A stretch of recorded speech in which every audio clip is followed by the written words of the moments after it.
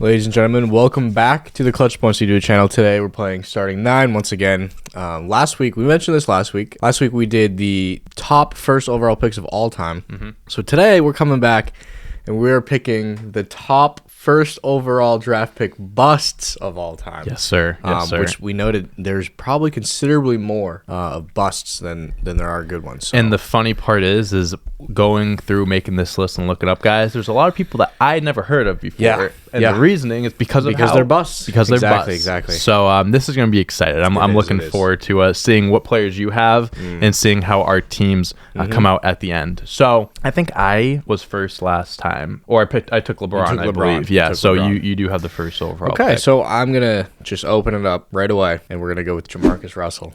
You know, that's super easy one. The stories about him, I think, make it even funnier pick with the whole, they sent him film. That's the best The one. blank tapes. That's the best and one. He comes back and says he watched blitz packages and there's nothing on the film. There's nothing on the tapes. Yeah, I mean, there's not much to say. That's fair. There's no better bust you want to start off with than Jamarcus Russell. I'm going for my first overall pick.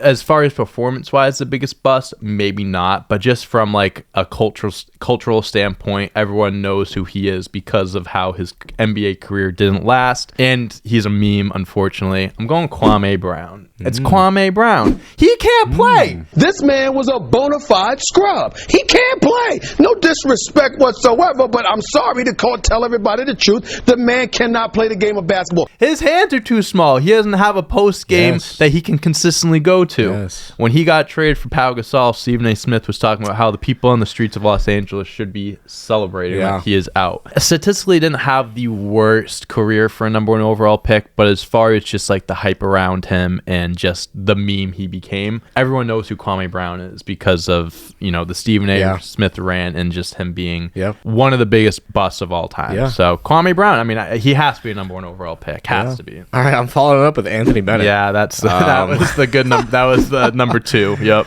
The funny thing is I think the biggest thing I take away from Anthony Bennett is NBA 2K13, just him being in like the storyline. I think that's the only thing I remember about Anthony Bennett. That's pretty much it. Yeah, one of the best parts of when he got drafted, there was one guy in the crowd that would go, "Whoa!" The Cleveland Cavaliers select Anthony Bennett of Toronto, Canada. Like you just hear it distinctively in every NBA game, the next NBA game that came out when he did the draft, when someone was taken first overall, that same sound bit was in it. It was just a small little Easter egg, but poor Anthony Bennett. Guy didn't deserve it.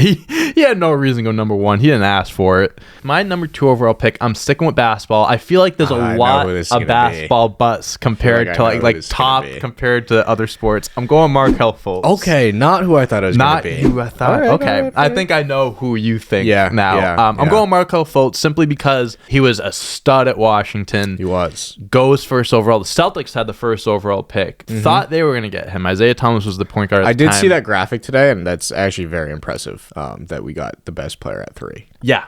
Celtics ended up getting the best guy at 3, traded down so the Sixers could take Fultz. And to not, Fultz got drafted into a shitty spot, but also had that shoulder injury, that nerve damage that really just didn't allow him to shoot, couldn't get his form down. Doing well in Orlando now, I think he still has a bright future ahead of him, but he's a bust for a number 1 overall pick, being picked ahead of Jason Tatum too. And I know Tatum's still young, but he's a bust just for that. Staying with basketball, we're going with the sad story of Greg Oden. It was a very I mean they rolled the dice on it. It was I don't think it was a consensus like first overall pick in the sense that it was a bust in that way that he just didn't pan out. I think it was a very risky pick as it was. I mean, it was a coin toss. Him or KD. It was. And to the Blazers' defense, Greg Oden was a monster in college. He was. If he stayed healthy, he would have been a star in the NBA. I mean, it is definitely like a super it's super sad with the whole Greg Oden thing. I mean, you see him now too. He is my 3rd overall bust. I'm going to switch up to baseball now. Oh, wow. Yeah, okay. I'm switching up to baseball. Okay. I'm going with Mark Appel. Mark, yeah. Do you know you're familiar with Mark Appel? First overall pick in 2013, got picked ahead of Chris Bryant. Yeah. Never made it to the majors, I don't believe. Unless it was at the very end. Very recently with the Phillies. It was like very recent. So in his first... It took a very long time. In his first full minor league season, he pitched a 6.9 ERA and got demoted to single A. And then he was traded in a package for Ken Giles, I believe. Stepped away from baseball for a little bit. Really, that ERA was just not looking good for him. And actually, I don't even know if did he make a roster? I mean, this list might be a little outdated, so he could have been. But when this article was written, it mentioned that he was only one of 3 number 1 overall picks to never make the majors. So whether that stands or not, the fact that he at one point was in that conversation, that's tough. That's tough. That's it's the difference between not panning out like in the majors. You get there and it doesn't work out, and there's a difference between that and not making it there. Yep. All right. Well, I'm going back to football, and we're going with Kajana Carter. Bengals running back. He tore his ACL his first preseason game. I mean, so that's tough. Pretty tough.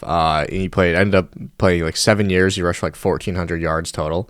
That's really all I got to say about it. It's tough when your career starts off on the wrong foot like that with an injury that you can't really recover from. 100%. The next guy I'm sticking with baseball as well. Okay. I'm sticking with football. Excuse me. Okay. And this guy, you can kind of base it off of poor situation where you got drafted to and stuff like that, expectations. I'm going with the brother of Derek, David Carr. He got drafted to the Houston Texans in their first year as a team. So immediately he was presented as a franchise quarterback, the guy that's going to be, the guy that is the reason why the Houston Texans are, the best new franchise and win championships, this and that, blah, blah, blah, blah, blah. He went 22-53 as a starter in Houston. Never more, I think he threw for more than 3,000 yards in a season just once, and he also has 2 of the 3 most sack seasons in NFL history. You can you can blame that on the whole Houston situation. Like that's not really something that's his fault. After 5 years, in Houston, got cut and has just been a backup the next few years. So I'm going to baseball. Okay, this one's worse than Mark Appel, in my opinion. And that's Matt Bush. Matt Bush. Yep. So he's drafted as a shortstop. Before he even stepped on to a professional field, he got arrested for felony assault. Then after that, they converted him to a pitcher. That's always what you like to see from a number 1 overall 2 years later, he drunkenly beat up a 14-year-old lacrosse player and was sentenced to 51 months in prison for a DUI hit and run in 2012, and then served another 3 years for the DUI. And correct me if I'm wrong, but didn't he make it back to MLB afterwards? So then the Rangers signed him after a tryout in a Golden Corral parking lot in 2015 because he worked at Golden Corral. They tried him out in the parking lot. And they ended up making the majors a couple years later after that, which, fine, but that was 14 years later. I'm laughing at the fact that after all of that, he still made it to the league. Still gave him a chance. That is just, and just the fact that they gave him a workout in the parking lot, dude, that's legendary. Yeah, I think the better part of it too is that Justin Verlander went the next pick. Yeah. So. Yeah, that's a tough. Tough guy to have follow you. I think I'm going to switch over to football. I think I'm going to put in a starting quarterback that got drafted in the late 90s. His name is Tim Couch. Yeah, that was my next pick. Tim Couch. So first of all, drafted by the Browns. He actually had a pretty solid college career when he was at Kentucky. I think he was a finalist for the Heisman or something like that, but came over to the NFL, only played 5 seasons, he had played 1 full season in 2001. I mean, his final stats, he has a 64-67 touchdown to interception ratio, only had 1 season where it was actually like above 500, so only 1 season where he had more touchdowns and interceptions. And you can say product of getting drafted to a shitty team if you want, but just never really panned out, and also got drafted ahead of Donovan McNabb, the pick right after him, and also Champ Bailey a few picks after him. To be fair, if Donovan McNabb went to Cleveland, I don't think it would have. And again, like it's one of those things where it's like getting drafted there may have ruined his career. So who knows what would have happened if those other guys went? But unfortunately for him, he didn't last too long. So Tim Couch, welcome to the team, buddy. I'm gonna also take a quarterback. We're going Jeff George. I mean, even he was terrible. He was 14-35. In 4 years. Yeah, Jeff George, number 6. I'm going back to basketball here, and I'm going to throw a name at you that you've probably never heard of before. And I say that because I didn't know who this guy was before I made this list. Mark Workman. Okay. He was the first overall pick in 1952. Yeah, I get it. That's a very long time ago, and you can say like the Milwaukee Hawks took him. You know what I mean? So it's like we're in a very different era here. He only played 2 years in the NBA. Yep. The reasoning why, well, one, he's on here because of those terrible stats and only lasted 2 years, but also he got drafted in the 50s. And we hear all these things about how guys are going up against plumbers and electricians and milkmen and stuff. Yep. You couldn't put up more than 5 points in the 50s, bro. Like, no offense, but like if I was playing in the 50s, I feel like I would have been able to do something. Yeah. So the fact that number 1 overall pick couldn't last 2 seasons in the 50s, again, average more than 5 points, that ain't good. All right, well, I'm gonna go Sam Bradford. He was one of my wild card picks. Yeah, that was a wild. The thing contract. with Bradford is, I'm not gonna say Bradford is good by any means. You know, when you compare his numbers to other first overall bust quarterbacks, like they weren't. I get what you're saying. They weren't as bad as you might think, and for such a good college quarterback too. Yeah, everyone thought he was gonna be incredible. Just expectations again did not live up to the expectations whatsoever. So the next guy I have, I'm going back to basketball here, Michael Olowokandi. For a number 1 overall pick, doesn't have the worst numbers compared to other busts, right? I mean, only averaged 7 points. Not great numbers. Obviously, you want to see better numbers from a first overall pick, but not terrible numbers. But the issue is that he was drafted over Hall of Famers like Vince Carter, Dirk Nowitzki, and even he was drafted over Mike Bibby. And I know Mike Bibby wasn't anything special, but he was a part of a Kings team that almost won an NBA championship. He was picked over Antoine Jameson, who had a pretty solid NBA career. It's just circumstances based off of who was drafted after him. And also, he got drafted to the Clippers, and back in the 90s, I mean, the Clippers weren't anything back then, so, you know, he didn't really have much to work with. Okay, so I'm going Tim Beckham, shortstop, drafted by the Rays. Okay. Again, you know, baseball's very tough. You have to go a very long way to even get to the MLB. 1, couldn't stay healthy. 2, suspended for PEDs, and then 3, just never lived up to expectations, barely scratched the surface. He played a little bit in the league, was never as good as he was supposed to be. Okay, I'm gonna get an MLB player, taking another pitcher here. Luke Hochevar. Yep. Correct. Got first overall pick in the 2006 draft. Now, his stats, 38.58, 5.4 ERA, and 5 in the Kansas City rotation for 2008-2012. Yep.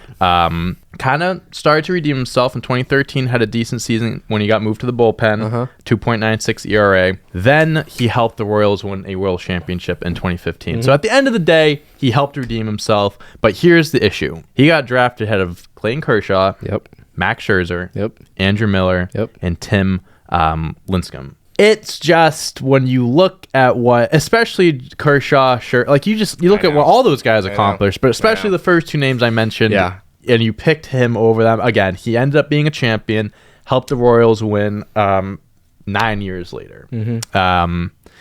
It's hard. It's hard when your name is mentioned among those guys, and you are by far the worst out of all of them. Yeah, for sure. And Kansas City, I'm sure, is kicking themselves to this day that they didn't get a chance to have Kershaw or Scherzer on their team. Yeah. Okay, well, my last pick is it's a bit of a technicality. Don't tell me the player himself wasn't a bust. Oh, you son of a bitch. You son of a bitch. You're going to pick this guy. The team that picked him, just stupid on Let me guess. Was this team Tampa Bay? This was Tampa Bay. You cocks. When they drafted Bo Jackson first overall after he repeatedly told them that he will not sign with them. You son of a bitch. I was thinking about pulling that out at number 8. Yeah. I did not think you were going down that road. Bo Jackson, 9th, only because he wasn't a bust himself. It was just the Bucks being very stupid at the time. Just foolish activity from Tampa Bay. So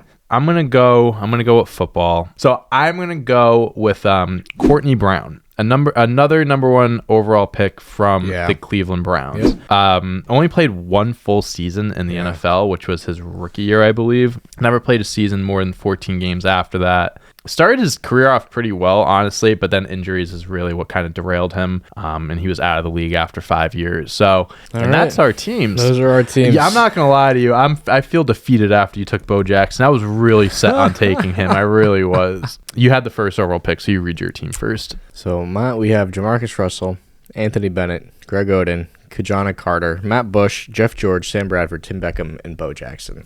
It feels wrong saying Bo Jackson. It feels wrong, but at the same time, like, again, technicality. Yeah. People understand. My team: Kwame Brown, Markel Fultz, Mark Appel, David Carr, Tim Couch, Mark Workman, Michael Owakandi, Luke Ochaver, Courtney Brown. I'm not going to lie to you. We've done a few drafts here, and after each time I go, I think our teams are pretty good. I think they're pretty fair. I think we have 2 good teams. I like your team. I like your team a bit more than I like mine. But that's not up for me to decide.